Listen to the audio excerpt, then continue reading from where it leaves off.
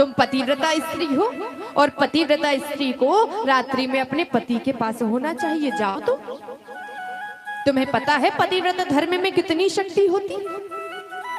एक पतिव्रता स्त्री थी, पति की खूब सेवा करती थी, उन्हें नहलाती धुलाती, हाथ पांव दबाती, भोजन कराती, बड़ी सेवा करती। एक दिन की बात, आंगन में बैठी चावल बीन रही थी। पति काम से आए, जल लाकर पति को दिया। दोनों आंगन में बैठे हुए थे कि आज पति पत्नी की गोद में सर रखकर सो गया। पति की नींद लगी।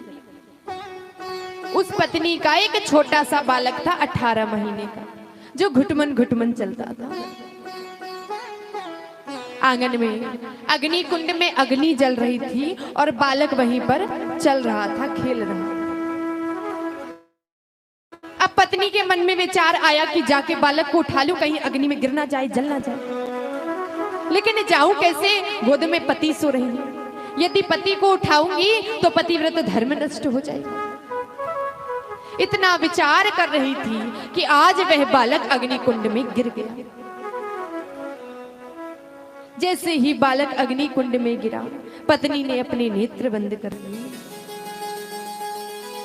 आधे घंटे बाद जब पति की नींद खुली, सर हटाया, पत्नी दौड़ कर गई तो क्या दिखती है कि वह बालक उस अग्नि कुंड में किलोर कर रहा है, खेल रहा है। तो देवी, पतिव्रत धर्म में तो वो शक्ति होती है कि आग को भी जल के समान शीतल कर देती है। और तुम सब अपने पति को छोड़कर यहाँ आ गए। जाओ अपने पतियों के पास जाओ।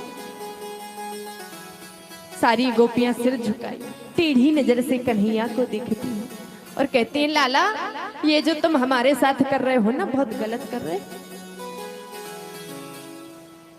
हम अपना सब कुछ छोड़कर आ गए और अब तुम हमसे पूछते हो